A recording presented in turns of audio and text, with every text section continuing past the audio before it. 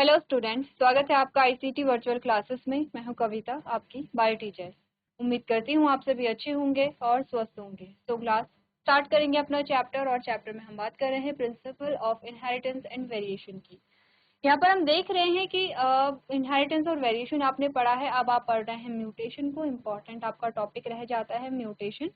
इससे काफ़ी सारे आपके क्वेश्चंस भी आते हैं, जो जेनेटिक डिसऑर्डर हैं उससे रिलेटेड क्वेश्चन आते हैं। आपको जो मेंडेलियन डिसऑर्डर हैं उनके कुछ नाम आपको दिए जाएंगे आपके लिए। पहले ही होमवर्क दिया जा रहा है कि आप लोग उनके बारे में डिटेल में पढ़ करके आएंगे, क्या सिम्टम्स होते हैं, क्या प्रॉब्लम्स वहाँ पर आती हैं। तो म्यूटेशन स्टार्ट करने से पहले हम लोग रिवाइज कर लेंगे कि अभी तक हमने क्या क्या चीज़ें डिस्कस की हैं। तो सबसे पहले आपने यहाँ पे बात की प्रिंसिपल ऑफ इनहेरिटेंस, जो कि दिया है यहाँ पे ग्रेगर जॉन मेंडल ने। उन्होंने अपना एक्सपेरिमेंट किया था पी प्लांट पे, मटर के पौधे पे। जो टाइम आपको दे रखा है वो 1856 टू 1865, ठीक है।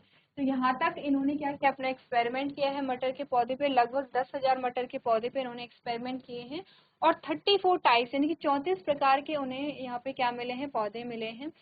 तो इस प्रकार से उन्होंने जब एक्सपेरिमेंट किया है तो उन्होंने कुछ लॉज दिए हैं, जिन्हें आप लॉ ऑफ इनहेरिटेंस या मेंडल्स लॉ ऑफ इनहेरिटेंस कहते हैं, जिसमें से सबसे पहला लॉ ऑफ डोमिनेंस हमारे पास आया है।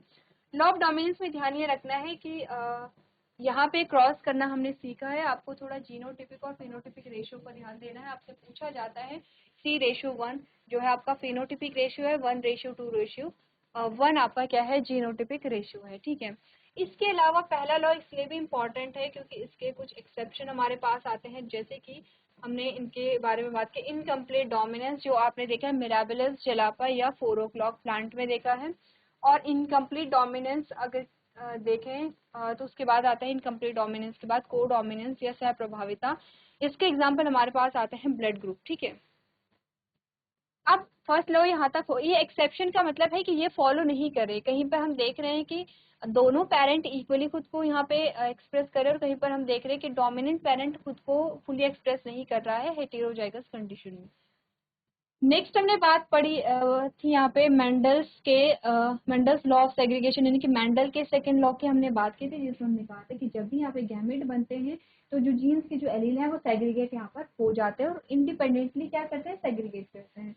नेक्स्ट आता है लॉ ऑफ इंडिपेंडेंट अशॉर्टमेंट, जिसमें हमने कहा था कि जब भी गैमेट फॉर्मेशन होता है तो ये गैमेट स्वतंत्र है कि इन्हें इनमें से किस गैमेट के साथ फ्यूज होना है। इसीलिए हमने सारे पॉसिबल जो रिजल्ट हैं वो यहाँ पर करके देखे हैं। तो ये थर्ड लॉ आता है मेंडल का, और इसी के साथ मेंडल्स के जो 3 लॉ हैं वो यहाँ पे कंप्लीट हो जाते हैं, ठीक है।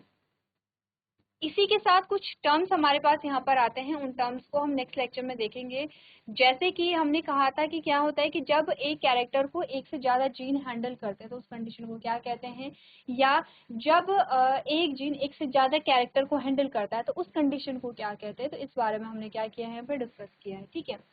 आगे बढ़ते हैं। आगे हमने लिंकेज के बारे में बात किया। आपने कहा ग्रेगर जॉन मेंडल ने क्या किया था, जो ड्रोसोफिला या फ्रूट फ्लाई जो है उसे अपने एक्सपेरिमेंट के लिए लिया था, चूज किया था। रीजन क्या थे, एक शॉर्ट लाइफ साइकिल है, मेल और फीमेल को इजीली आइडेंटिफाई कर सकते हैं, और बहुत सारे कॉन्ट्रास्टिंग कैरेक्टर हैं जैसे आई कलर है, बॉडी कलर है और विंग्स का साइज, ठीक है। इस बेसिस पे उन्हें लिया गया और देखा गया। यहाँ पे बात की गई है वेरिएशन की, कि वेरिएशन कैसे आता है एक्चुअली में। तो इसमें दो फिनोमेना हमारे पास आते हैं, लिंकेज और क्रॉसिंग ओवर। तो लिंकेज और क्रॉसिंग ओवर को हमने क्या समझा है, इस प्रकार से। लिंकेज का मतलब होता है कि जब जीन जो है वो साथ साथ में क्या हो जाए, यहाँ पे पास हो जाए नेक्स्ट जनरेशन में, तो उन्हें हम लिंक्ड जीन कहते हैं। इस प्रोसेस को हम लिंकेज कहते हैं। रिकॉम्बिनेशन होता है, री का मतलब होता है पुनः, कॉम्बिनेशन का मतलब होता है कि यहाँ पे आपके पास क्या है, कॉम्बिनेशन, यानी कि पुनः एक दूसरा एक नया कॉम्बिनेशन जब बना है, ठीक है। तो रिकॉम्बिनेशन का मतलब होता है यहाँ पर कि एक नया कॉम्बिनेशन आपके पास आया है। नया कॉम्बिनेशन कब होगा, जब कुछ चेंजेस होंगे। तो चेंज कैसे होते हैं, अपने का ये क्या करते हैं, एक दूसरे से अपना जो पार्ट ऑफ डीएनए है या फिर कुछ जीन्स जो है वो अदला बदली कर देते हैं, उसे हम क्रॉसिंग ओवर कहते हैं।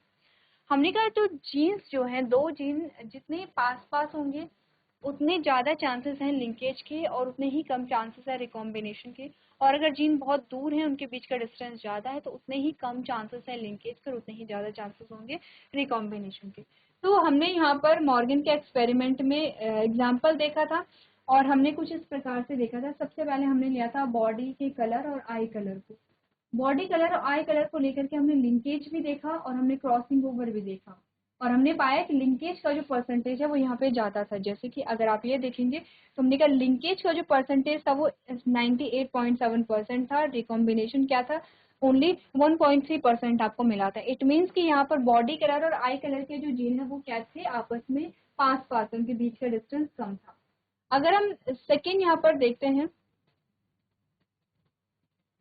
अगर हम सेकेंड एग्जाम्पल देखते हैं तो इसमें हम लेते हैं यहाँ पर आई कलर और विंग्स के साइज को देखते हैं। अगर हम इसका परसेंटेज देखें तो हमने कहा कि अगर हमने इसका लिंकेज देखा या पैरेंटल टाइप देखा तो 62.8% आया है, रिकॉम्बिनेशन 37.2% आया है। तो हमने कहा कि अगर हम कंपैरिजन करें बॉडी कलर और आई कलर के लिए जो जीन है, या फिर आई कलर और आपने कहा जो विंग्स की साइज के लिए जो जीन है, दोनों का कंपैरिजन करें तो बॉडी कलर और आई कलर के लिए जीन बहुत पास पास हैं, और आई कलर और जो विंग्स का साइज है उसके लिए जो जीन है वो थोड़ा सा दूर दूर है, दोनों के बीच का डिस्टेंस थोड़ा ज़्यादा है, क्योंकि रिकॉम्बिनेशन का जो परसेंटेज है वो यहाँ पे बड़ा है। तो ये हमने क्रॉसिंग ओवर पढ़ा था, आपको ध्यान देनी है चीज़ें, ठीक है। ध्यान ये देंगे कि जो मेंडेलियन जेनेटिक्स है उसमें आप क्या कर रहे हैं, डोमिनेंट और रिसेसिव टर्म यूज कर रहे हैं, और डोमिनेंट को आप कैपिटल लेटर से दिखा रहे हैं और रिसेसिव को आप स्मॉल लेटर से दिखा रहे हैं। जब आप ग्रेगर जॉन मेंडल को, जब आप मॉर्गन को पढ़ते हैं, टी एच मॉर्गन को, तब आप क्या करते हैं, यहाँ पे डोमिनेंट के लिए आप वाइल्ड जो वर्ड है वो यूज करते हैं और यहाँ पे आप प्लस का साइन यहाँ पे लगाएंगे। तो जो इनिशियल्स आप यूज कर रहे हैं, जो सिंबल आप यूज कर रहे हैं, वो ध्यान रखने हैं कि आप मेंडेलियन जेनेटिक्स पढ़ रहे हैं या आप मॉर्गन को पढ़ रहे हैं।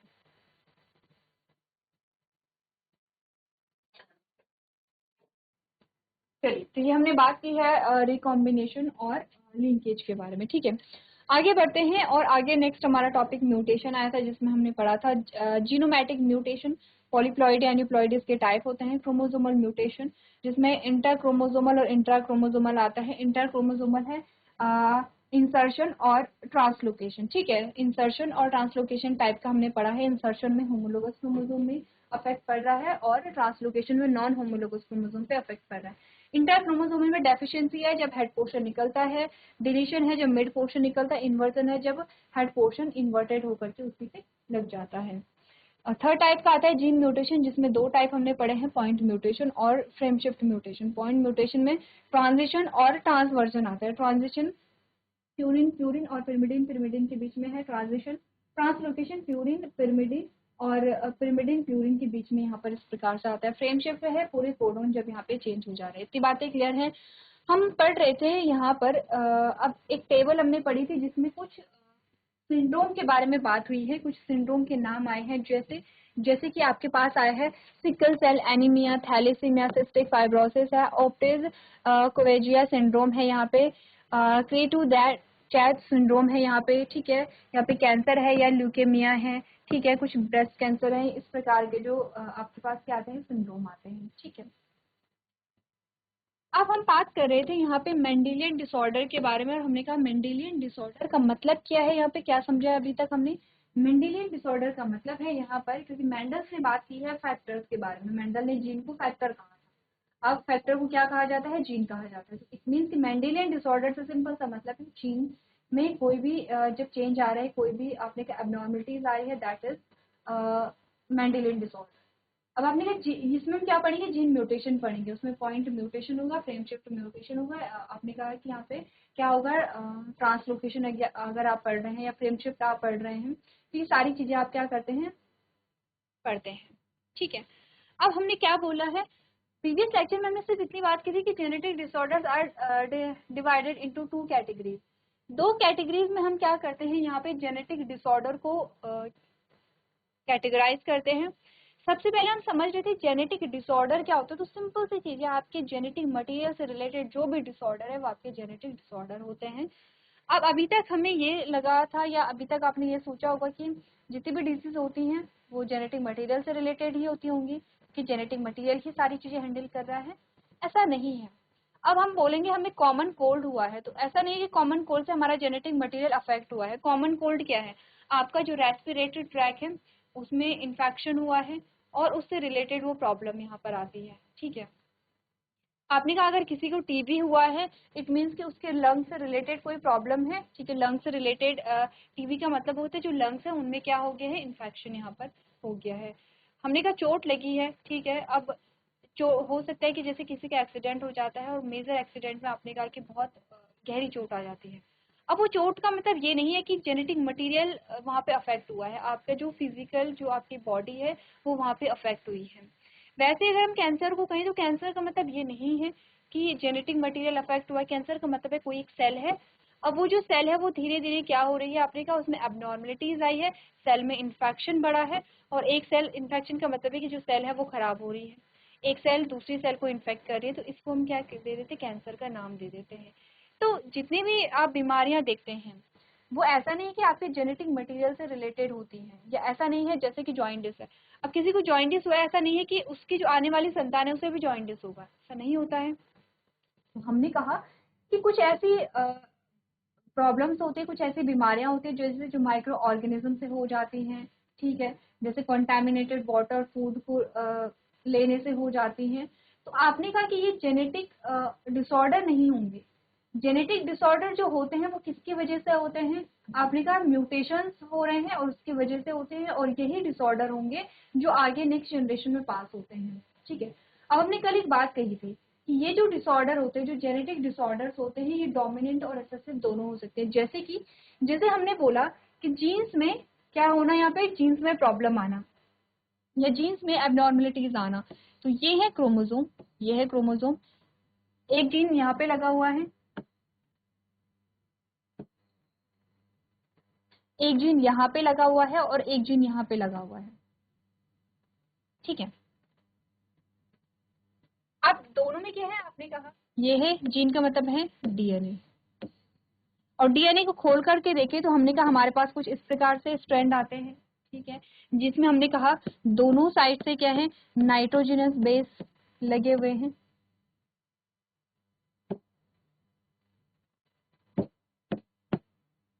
ठीक है। दोनों साइड से क्या लगे हुए हैं, यहाँ पे नाइट्रोजनस बेस लगे हुए हैं। नाइट्रोजनस बेस में जैसे हमने बोला फॉर एग्जांपल है एडेनिन, जो है वो थायमिन से जुड़ा हुआ है। जैसे आपने म्यूटेशन में क्या पढ़ा था, इसी प्रकार से आपने देखा था, इसी प्रकार से हमने देखा था, तो वही चीज हम बात कर रहे हैं।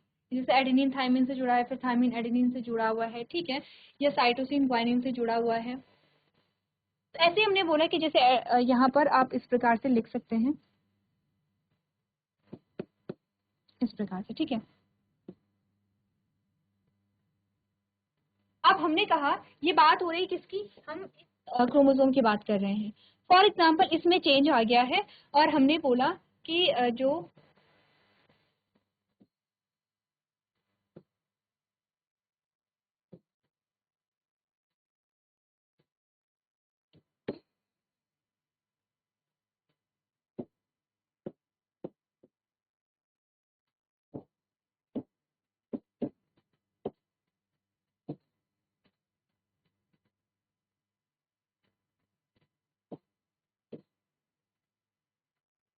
ठीक है, अब हमने बोला फॉर एग्जाम्पल इसमें चेंज आ गया है, ठीक है। अब इसमें कौन सा चेंज आ गया है, हमने कहा कि इसमें ट्रांसलोकेशन जो चेंजेस है वो आ गए हैं। ट्रांसलोकेशन में क्या होगा, एडेनिन किससे रिप्लेस होगा, आपने कहा साइटोसिन से, और थायमिन किससे रिप्लेस होगा, आपने कहा कि ग्वानिन से रिप्लेस होगा, ठीक है। तो इसमें अगर चेंज आ गया है कि ये साइटोसिन है और ये ग्वानिन है, इसमें चेंज आ गया है, ठीक है। फॉर एग्जाम्पल ये इस प्रकार से, ये जो आपने कहा बेस पेयर है इसमें चेंज आया और ये इसमें कन्वर्ट हो गया, ठीक है। ये नहीं लिखते हैं क्योंकि इसमें फिर इस प्रकार से लिखते हैं, ठीक है। हमने कहा एक बेस पेयर में चेंज आ गया है, एडेनिन जो है वो साइटोसिन में कन्वर्ट हो गया है, और थाइमिन जो है वो ग्वानिन में कन्वर्ट हो गया है। क्या बोला हमने, एडेनिन जो है वो साइटोसिन में कन्वर्ट हो गया है, और जो यहाँ पे थाइमिन है वो ग्वानिन में कन्वर्ट हो गया। ट्रांसलोकेशन टाइप की म्यूटेशन है, पॉइंट म्यूटेशन का टाइप है। ये चेंज आया है किसमें, इसमें चेंज आया है, ठीक है। तो अब हमने कहा कि यहाँ पर हम देख लेते हैं कि जब यहाँ पे चेंज आया है, यहाँ पे म्यूटेशन हो गई, इसका मतलब इसका जो जीन है वो क्या हो गया, खराब हो गया। तो इसे हम इस प्रकार से लिख लेते हैं ब्लू कलर में, ठीक है। इसका जो जीन है वो एबनॉर्मल हो गया, या ए भी लिख लेते हैं एबनॉर्मल, AB एबनॉर्मल, और ये है नॉर्मल। ये एबनॉर्मल होगा क्योंकि हमने क्या बात की है, पॉइंट म्यूटेशन किस में हुआ है, इस क्रोमोसोम में हुआ है, इस क्रोमोसोम की इस जो नाइट्रोजनस बेस पेयर होते हैं उसमें हुआ है। तो हमने कहा ये जीन जो है वो एबनॉर्मल है और ये जीन जो है वो नॉर्मल है। अब हमें पता है कि जीन हमेशा पेयर में होते हैं, ठीक है, और जीन हमेशा पेयर में होते हैं और वो क्या करते हैं, किसी कैरेक्टर के लिए रिस्पॉन्सिबल होते हैं। अब अगर हम यहाँ पर देखें तो हम इसे कैसे डिनोट करेंगे, एक जीन जो है वो क्या है, एबनॉर्मल है, और दूसरा जीन जो है वो क्या है, नॉर्मल है। जैसे कि हम क्या लिखते हैं, कैपिटल ए स्मॉल ए या कैपिटल बी स्मॉल बी, ऐसे हम लिखते हैं। तो ये हमने इस प्रकार से लिखे हैं कि ये एबनॉर्मल है और ये नॉर्मल है। इस केस में क्या होगा, अगर ये डिजीज, हमने कहा पॉइंट म्यूटेशन यहाँ पे हुआ है, पॉइंट म्यूटेशन की वजह से क्या होता है, कोई ना कोई डिसऑर्डर यहाँ पे आएगा। अगर हमने कहा ये डिसऑर्डर, ये डिजीज कैसी है, डोमिनेंट है, अगर ये डोमिनेंट है या ये प्रभावी है, इस कंडीशन में जब क्या होगा, इस कंडीशन में जो बीमारी होगी, जो कैरेक्टर्स होंगे वो आपको दिखेंगे। कोई भी बीमारी है, कोई भी डिसऑर्डर है, वो आपको दिखेगा, आपको सिम्टम्स दिखेंगे, और वो जो व्यक्ति है वो उस डिजीज से, उस बीमारी से पीड़ित होगा अगर डोमिनेंट है। लेकिन अगर यही बीमारी रेसेसिव है तो यानी कि अप्रभावी है।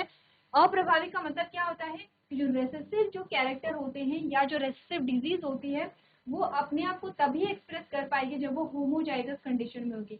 इसका मतलब है कि जब ये जीन भी खराब होगा और ये जीन भी एबनॉर्मल हो जाएगा, या इस जीन में भी आपने कहा कि म्यूटेशन देखने को मिलेगी, तब होमोजाइगस कंडीशन में ये आ जाएंगे और तब आपको ये जो बीमारी है ये देखने को मिलती है।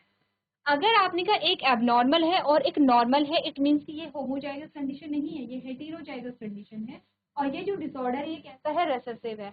तो यहाँ पर आपको कैरेक्टर्स नहीं दिखेंगे, यहाँ पे जो व्यक्ति है वो उस बीमारी से पीड़ित नहीं होगा, वो नॉर्मल दिखेगा, उसे कोई ऐसी प्रॉब्लम नहीं होगी, वो कैसा दिखेगा, नॉर्मल दिखेगा। लेकिन होगा क्या, वो एज अ कैरियर यहाँ पे काम करेगा। कैरियर का मतलब होता है कि वो आगे आने वाली जो जनरेशन है उसे ये एबनॉर्मल जीन पास करेगा, वो एज अ कैरियर वहां पर क्या करेगा, काम करेगा।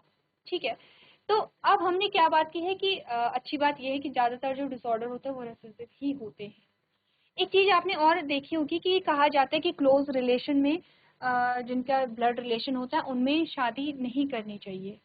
क्या रीजन इसका है, यही इसका एक रीजन है जो साइंटिफिक रीजन होता है कि क्या होता है कि अगर आप क्या है, क्लोज रिलेटिव हैं, आप सेम ब्लड को शेयर करते हैं, जैसे कि रिलेटिव कजन्स हैं या रिलेशन में आते हैं, उसमें होता क्या है कि यहाँ पर जो रेसेसिव जो डिजीज है वो डोमिनेंट डिजीज में आ सकती हैं। डोमिनेंट डिजीज का मतलब होता है कि जो रेसेसिव डिजीज है वो डोमिनेंट नहीं कहेंगे, वो होमोजाइगस कंडीशन में आ सकती है।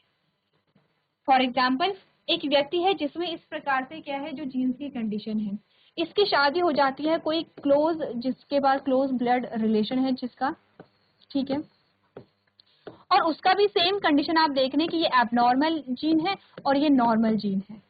इस कंडीशन में क्या होगा, जो रेसेसिव डिजीज है उसके होमोजाइगस कंडीशन में आने की कंडीशन ज्यादा होगी, क्योंकि अगर ये और ये साथ आ गए, ये दोनों जीन पेयर साथ आ गए, इट मीन्स की होमोजाइगस कंडीशन आ गई।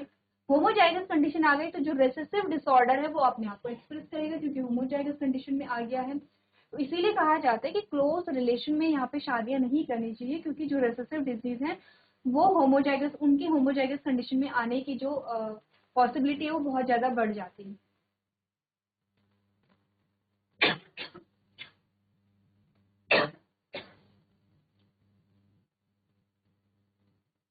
क्लियर है। तो हमने कहा ये डिजीज, इनका रेसेसिव होना हमारे लिए एक वरदान ही साबित हो सकता है, क्योंकि सोचिए अगर ये डोमिनेंट होती तो फिर तो मैक्सिमम जो लोग हैं वो क्या रहते, बीमारी से पीड़ित ही रहते। तो हमने बहुत सारी चीजें आज जानी है, जैसे कि डोमिनेंट और रेसेसिव डिजीज होती हैं, जैसे कि क्यों क्लोज ब्लड रिलेशन में शादियां नहीं की जाती हैं या मना किया जाता है करने से। ठीक है, चलिए मेंडेलियन डिसऑर्डर के बारे में हम बात कर ले। हमने कहा जो आनुवांशिक विकारों को दो श्रेणियों में बांटा गया है, एक है मेंडेलियन डिसऑर्डर और दूसरा है क्रोमोसोमल डिसऑर्डर, यानी कि मेंडेलियन विकार और क्रोमोसोमल विकार। अब दोनों में डिफरेंस आप समझते हैं क्योंकि आपने यहाँ पे देखा है म्यूटेशन को। आपने कहा क्रोमोसोम के, अगर हम क्वालिटी की बात, क्वांटिटी की बात करें यहाँ पे, या क्वालिटी की बात करें, यानी कि क्रोमोसोम के नंबर में कोई चेंज आ रहा है या क्रोमोसोम के स्ट्रक्चर में कोई चेंज आ रहा है, तो इस प्रकार के जो डिसऑर्डर होंगे उनकी वजह से होने वाले जो डिसऑर्डर होते हैं उन्हें हम कहते हैं मेंडेलियन, उन्हें हम कहते हैं यहाँ पे क्रोमोसोमल डिसऑर्डर। अगर हमने कहा जीन्स की वजह से, जीन्स के नंबर, जीन्स के सीक्वेंस या आपने कहा कोडोन में किसी भी प्रकार का कोई चेंज आ रहा है तो उसे हम मेंडेलियन डिसऑर्डर कहते हैं। ठीक है, आपने कहा Mendelian disorders are those that are caused due to the mutation और alternation of a single gene. आपने कहा यहाँ पे जो मेंडेलियन विकार होते हैं वो वे होते हैं जो किसी एक जीन में उस परिवर्तन के कारण यहाँ पर होते हैं, यानी कि एक जीन में अगर जीन में कोई भी चेंज यहाँ पे आया तो उसे हम क्या कहेंगे, जीन म्यूटेशन कहेंगे। The most common example of these disease are haemophilia, sickle cell anaemia, cystic fibrosis, colour blindness, thalassaemia, phenylketonuria etcetera. अब कुछ एग्जाम्पल आपको दिए गए हैं जो मेंडेलियन डिसऑर्डर के हैं, जैसे कि आपने कहा इन बीमारियों के सबसे जो आम उदाहरण है वो है haemophilia, sickle cell anaemia, cystic fibrosis, colour blindness, thalassaemia, phenylketonuria आदि। इनमें से आपके पास बहुत जो फ्रीक्वेंटली जो प्रॉब्लमेटिक क्वेश्चंस आते हैं वो आते हैं हीमोफीलिया से और वो आते हैं कलर ब्लाइंडनेस से। ठीक है, वैसे और भी औरों से भी क्वेश्चंस आते हैं, लेकिन अगर हम प्रॉब्लमेटिक क्वेश्चन की बात करें तो हीमोफीलिया, कलर ब्लाइंडनेस से आपके पास क्वेश्चन आते ही आते हैं। यहाँ पर आपको कंडीशन दी जाती है और आपको वो सॉल्व करना होता है।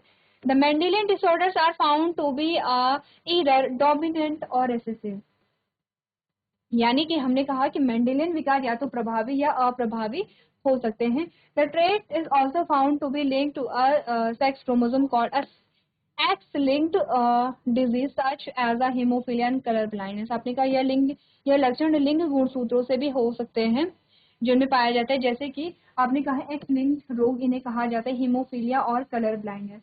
एक्स लिंक्ड जो डिसऑर्डर होते हैं उनका मतलब होता है कि उस डिसऑर्डर के लिए जो जीन्स होंगे वो सिर्फ एक्स क्रोमोसोम पे पाए जाते हैं, वाई क्रोमोसोम पे नहीं पाए जाते, और इसी बेसिस पे आपके पास क्वेश्चन भी आते हैं। इसीलिए जो आपने कहा कि जो हीमोफीलिया है या फिर आपने कहा जो यहाँ पे कलर ब्लाइंडनेस है, इससे रिलेटेड क्वेश्चन क्यों आते हैं, क्योंकि एक्स लिंक डिसऑर्डर्स होते हैं। ठीक है, एक बार पढ़िए मेंडेलियन डिसऑर्डर के बारे में क्या बता रखा है, फिर कुछ एग्जांपल्स भी आपको यहाँ पे दे रखे हैं, वो आप लोग नोट करिए।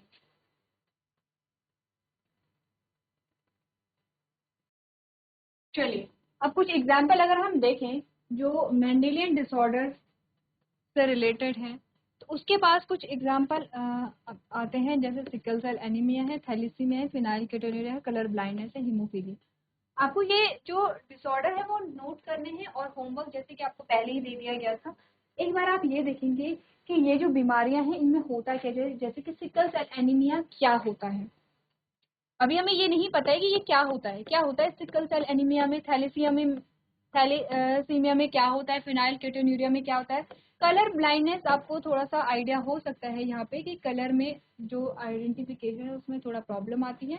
और हीमोफीलिया क्या होता है, सबसे पहले तो जानना ये जरूरी है कि ये जो डिसऑर्डर्स होते हैं ये होते क्या है, इनके क्या लक्षण यहाँ पर होते हैं, और ऐसा क्या होता है कि इनमें क्या होता है, चेंजेस आते हैं, ऐसा क्या होता है, किस प्रकार का म्यूटेशन होता है कि आपको ये जो डिसऑर्डर्स है वो देखने को मिलती है। एक बार आप लोग पढ़ करके लेके आएंगे। नेक्स्ट लेक्चर में हम इन सारे डिसऑर्डर्स को डिस्कस करेंगे, इनके कैरेक्टर्स को डिस्कस करेंगे और इनके बारे में हम बात करेंगे। उससे पहले एक बार आप लोग इन्हें क्या करेंगे, थोड़ा सा रीड करके लेके आएंगे। तो चलिए, सबसे पहले आप इन्हें नोट कर लेंगे और अपना जो होमवर्क है उसे भी नोट कर लेंगे।